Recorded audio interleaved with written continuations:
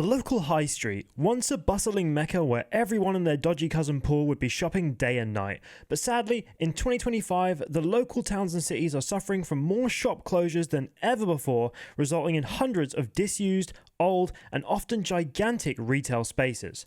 However, there is still hope for some of these buildings. Forward-thinking cities like Portsmouth are pioneering a new way to show love to the old architecture while simultaneously helping to keep kids off the street. This is Pitt Street Skatepark, an old Sainsbury's supermarket that's been revitalised into a state-of-the-art skatepark facility, and I travelled 500 miles to see if it's any good.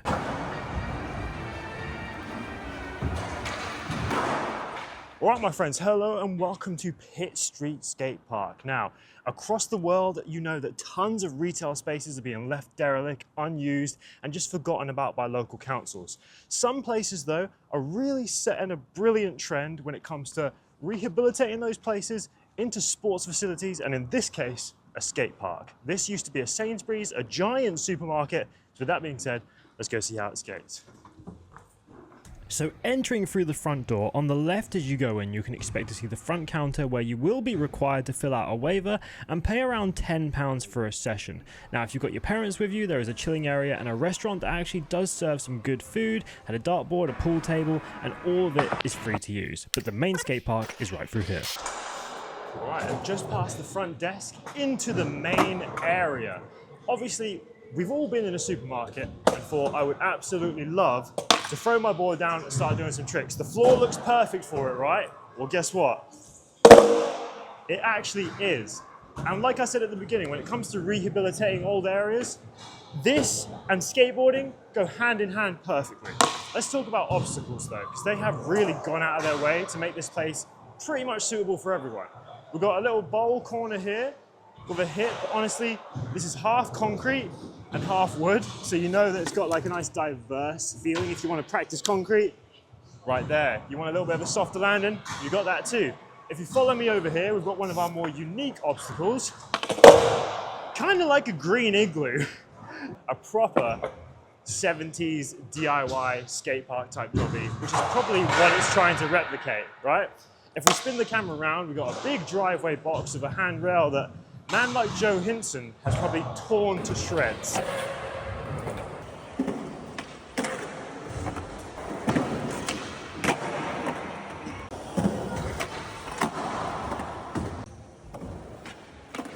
A few different specialist quarter pipes / bank ledges, but that doesn't even begin with how much stuff we've got here. So this is just 1/3 of the park. If you like mini ramps, don't worry, because we have got one of the longest in the country. If you didn't know already, Hemel Hempstead, I believe, has the record for the longest mini ramp, but this might just rival it.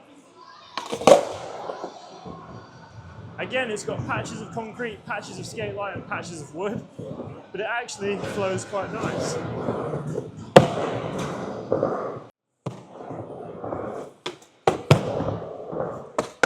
And it's like 3 foot tall as well.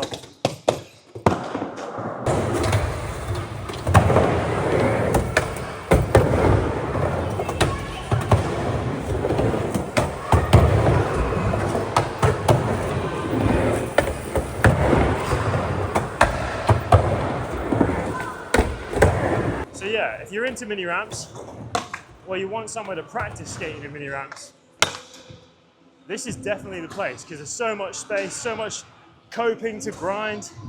If I come down here though, maybe you're not quite ready for a mini ramp this long, this big. We've got a micro ramp.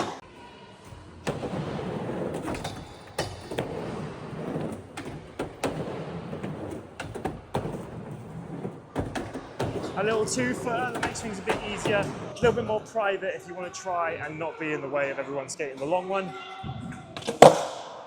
When it comes to this side though, it's very much an open playbook. We've got tons of things you can move around. We've got ledges, we've got mani pads.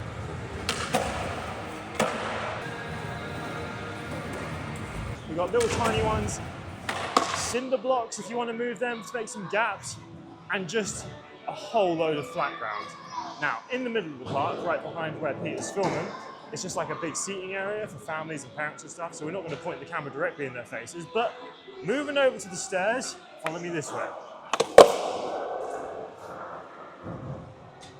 So, the indoor stair set. This is like a 2 flat 2, and it's probably more like the length of a 6 or a 7.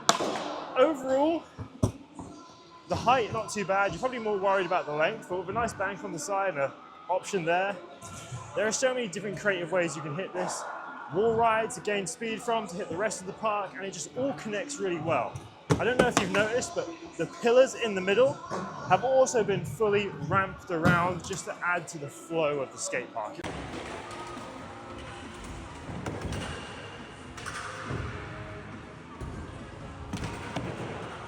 really is an incredible reuse of one of these old spaces, but they've just added an outside bit too, so after we have a little go on this middle bit, let's check that out.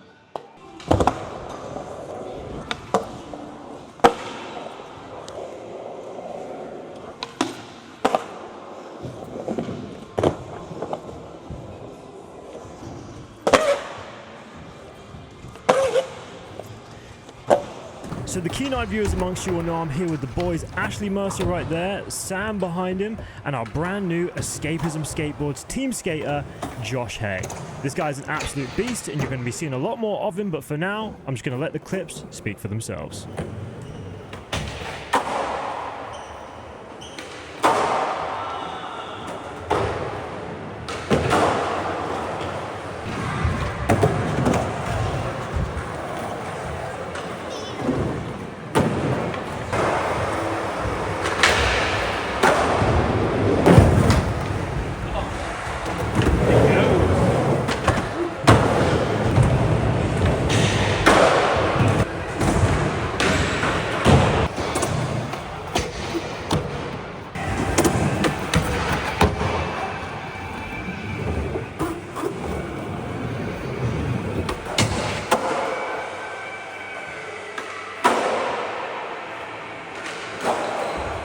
Now, we need to head outside and get a look at the new bit, the brand new concrete park.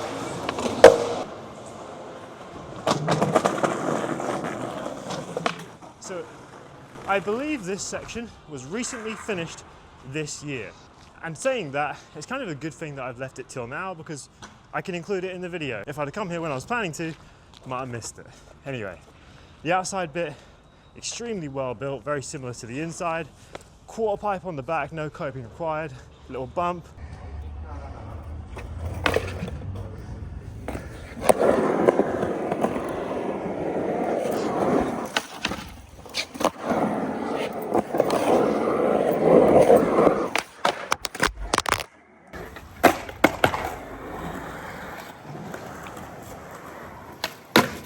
Hammer!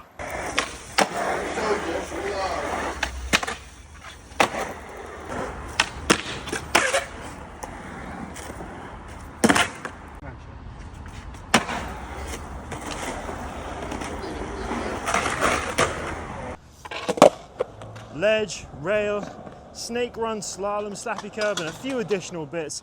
Honestly, I think it's very evident, and it goes without saying, that this is one of the best rehabilitations of an old supermarket or old retail space that we've seen. Obviously, we've got Shreddenham's, we've got Pitt Street. I'm looking forward to see what we get next. But one more thing before I reveal my rating for this skate park, and that is I want to leave a message to the councils. Guys, seriously, if you've not taken notes from what Portsmouth and Pitt Street are doing right here, you really should be getting those notepads out because this is one of the best skate park facilities I have seen in a very long time. It's so fun. It's got so much there for all skill levels. It's got a pool table, dartboard, a fantastic restaurant that does great food, and just so much area to chill. It's got an outdoor bit, an indoor bit, and honestly, in the UK, the importance of having an indoor skate park is not lost on me. Like, I grew up in an area that didn't have one, so honestly, 6 months of the year, I couldn't skate at all. So having an indoor park is fantastic for nurturing local talent, and it's just going to keep these kids occupied and out of gangs and stuff like that. Like, get them into a skate team, not a gang on the street, because honestly it's going to be so much better for them. And just the community whole aspect around it, like building and feeling like they have a sense of ownership to their park, is fantastic. So yeah, councils, if you haven't already thought about it, think about reusing some of them old buildings and shops for stuff like this, because I know you get fined for leaving them empty. So it just kills two birds with one stone. But anyway, what is Pitt Street out of 5 Tonys? Let's find out. 4 out of 5 Tonys from me. Thanks for watching. See you in the next one.